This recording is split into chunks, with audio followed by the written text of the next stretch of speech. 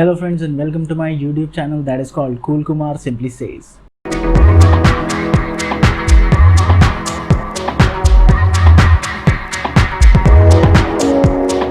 आज हम किसी ऐसे प्रोडक्ट के बारे में बात नहीं करने वाले हैं जो कोई नया है मार्केट में या ऐसा कुछ भी। आज हम एक छोटा सा डिस्कशन लेकर आए हैं। आप लोग जानते ही होंगे, जब आप कोई कंप्यूटर परचेज़ करते हैं या फिर अपना कंप्यूटर को अपग्रेड करने की कोशिश करते हैं तो उस टाइम पे आपके मन में एक ही चीज़ आती है एंड दैट इज़ आप अपने कंप्यूटर में CPU कौन सा यूज़ करें, दैट इज़ कॉल्ड प्रोसेसर कौन सा यूज़ करना चाहिए। और आप लोगों को ये पता ही होगा कि पूरे वर्ल्ड वाइड मेन स्ट्रीम सिर्फ दो ही कंपनीज़ हैं जो प्रोसेसर्स को मैन्युफैक्चर करती हैं, that are Intel and AMD। Intel और AMD एक ऐसा टॉपिक है जो बहुत ही लंबा डिस्कशन कर सकता है, पर हम छोटे छोटे की पॉइंट्स बात करेंगे कि आपको क्या लगता है, इंटेल ज़्यादा बेटर है दैट इज़ टीम ब्लू या फिर AMD ज़्यादा बेटर है दैट इज़ टीम रेड।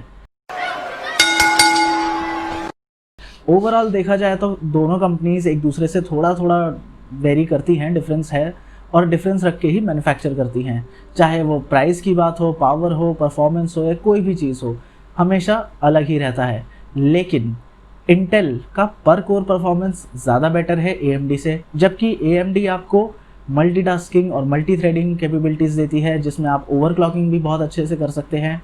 काफ़ी चीज़ें हैं। तो स्टार्ट करते हैं पहले क्लॉक स्पीड से। क्लॉक स्पीड आखिर होती क्या है?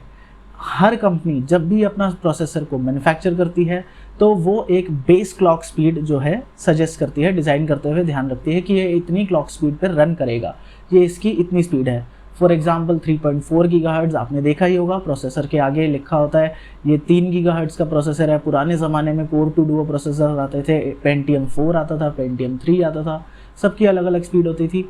और आजकल जितने भी प्रोसेसर मैन्युफैक्चर हो रहे हैं उसमें कोई भी मैन्युफैक्चरिंग हो, कोई भी प्रोसेसर हो, कोई भी प्रोसेसिंग कंपनी हो, 3 गीगाहर्ट्ज़ से कम कोई भी प्रोवाइड नहीं करता। अब 3 गीगाहर्ट्ज़ में क्या क्या डिफरेंस होता है? अब काफ़ी चीज़ें हैं इसमें तो, लेकिन 3 गीगाहर्ट्ज़ के तो बहुत सारे प्रोसेसर हैं। i3 भी 3 गीगाहर्ट्ज़ में आते हैं, i5 भी आते हैं और i7 भी आते हैं। तो आखिर उनमें ऐसा क्या डिफरेंस है, हम उस बारे में बात करते हैं। फर्स्ट ऑफ ऑल मैं आपको बताना चाहूँगा, आप पीछे देख रहे होंगे मेरा अपना खुद का PC है, छोटा सा सेटअप मैं यूज़ करता हूँ अपने कंप्यूटर के लिए। और इसमें जो मैं प्रोसेसर यूज़ कर रहा हूँ पर्सनली वो है i5 7500 इसका मॉडल नंबर है, 7th जनरेशन का प्रोसेसर है i5 का ये। तो इसकी बेस क्लॉक स्पीड कितनी है? इसकी बेस क्लॉक स्पीड है 3.4 गीगाहर्ट्ज़। तो अब तक करंटली जितने भी CPUs हैं मार्केट में वो 3.0 गीगाहर्ट्ज़ से अब अभी आपको क्लॉक स्पीड प्रोवाइड करते हैं। मेन थिंग इज़ दैट कि जब ओवरक्लॉकिंग की बात आती है तब आपका प्रोसेसर किस लेवल तक जाता है उसके बारे में बात करते हैं। तो गाइज, ओवरक्लॉकिंग होती क्या है? ओवरक्लॉकिंग होती है जब आपका CPU यानी प्रोसेसर अपनी क्लॉक स्पीड से भी ज़्यादा फास्टर रन करे, फास्टर काम करे, तो उसे ओवरक्लॉकिंग कहा जाता है।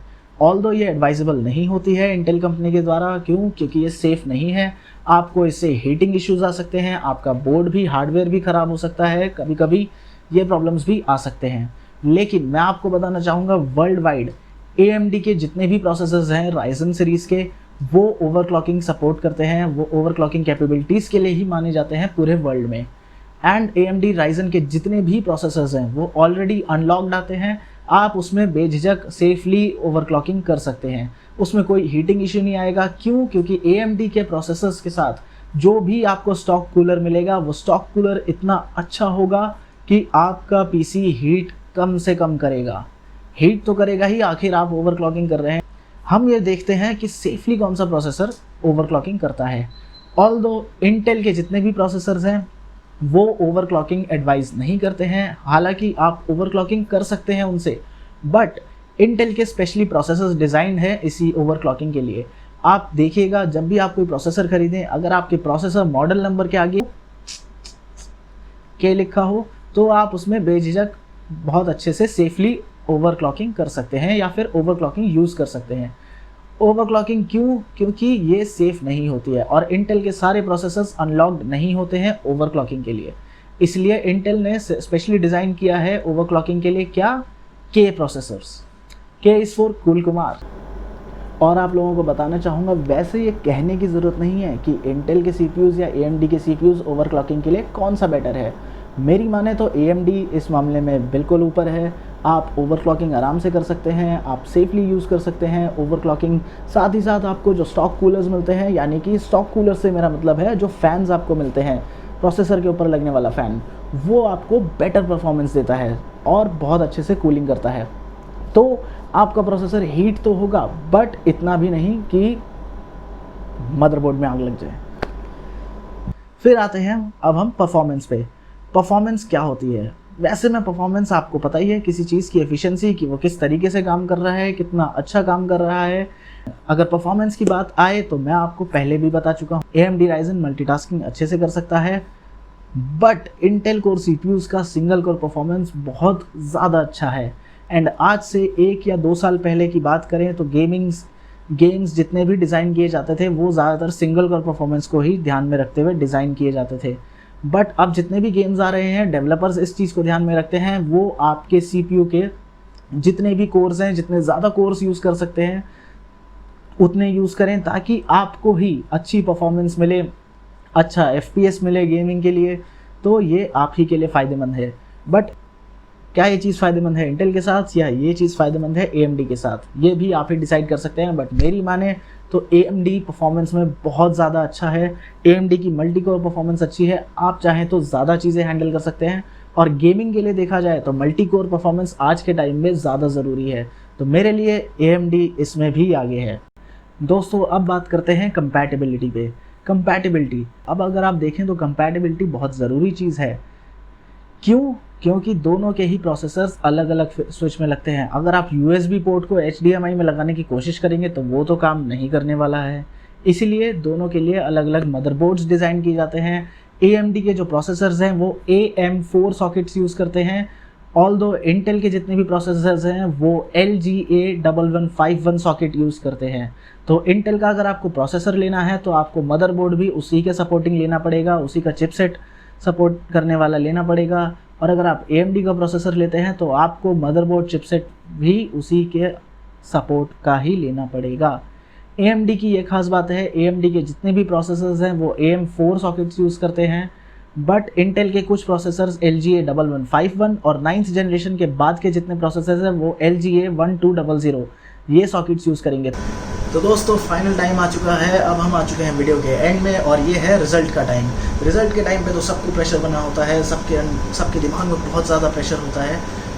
पर क्या ये इंटेल और AMD का टॉपिक कभी ख़त्म हो सकता है? जी नहीं, इंटेल और AMD का टॉपिक कभी ख़त्म नहीं हो सकता। धीरे धीरे करके कभी इंटेल अच्छा प्रोसेसर बनाते हैं, कभी AMD अच्छा प्रोसेसर बनाते हैं, तो ये टॉपिक कभी ख़त्म नहीं हो सकता। बट आज के टाइम को देखा जाए और मेरे ओपिनियन से देखा जाए तो AMD बहुत अच्छा है। AMD Ryzen आपको बेटर परफॉर्मेंस देगा, गेमिंग के लिए परफॉर्मेंस अच्छी देगा। बट Ryzen ही क्यों? तो मैं जानता हूँ कि इंटेल के प्रोसेसर्स, हाई एंड प्रोसेसर्स अगर आप लें तो आपको better multitasking, better single core performance, हर चीज़ आपको प्रोवाइड करेंगे। लेकिन Ryzen ही क्यों? Ryzen का सबसे बड़ा डिफरेंस इंटेल और AMD में जो है वो है प्राइस।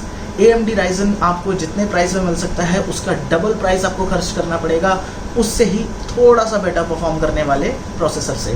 फॉर एग्जांपल अगर i7-9700K उतने ही उसके आधे प्राइस में या फिर उससे 5 या 6 हज़ार कम प्राइस में आपको मिल जाएगा AMD Ryzen 9 3900X, जो कि बहुत ही अच्छी परफॉर्मेंस देगा एंड उसके बराबर की ही टक्कर की परफॉर्मेंस देगा। तो मैं आप लोगों को बताना चाहूँगा, मेरी नज़र में AMD विनर है इस टाइम। क्यों? क्योंकि ये प्राइस में बहुत अच्छा है। लेकिन अगर आपके पास है फूकने के लिए ज़्यादा पैसा और आप हैं किसी अमीर बाप की औलाद, जैसे मैं पहले बोल चुका हूँ, तो आप बेझिझक इंटेल खरीदिए और आग लगा दीजिए पैसों में। तो गाइस कैसा लगा आपको ये वीडियो? आप मुझे इस वीडियो पे कमेंट करके बता सकते हैं कि आपको वीडियो पसंद आया या नहीं आया। अगर मैंने कोई कमी रखी है अपनी इस वीडियो में जिसमें मैंने AMD और इंटेल के बारे में कोई मेन पॉइंट मिस किया है तो आप लोग मुझे बताइए कमेंट करके। इस वीडियो को लाइक कीजिए, सब्सक्राइब कीजिए, शेयर कीजिए। Thank you.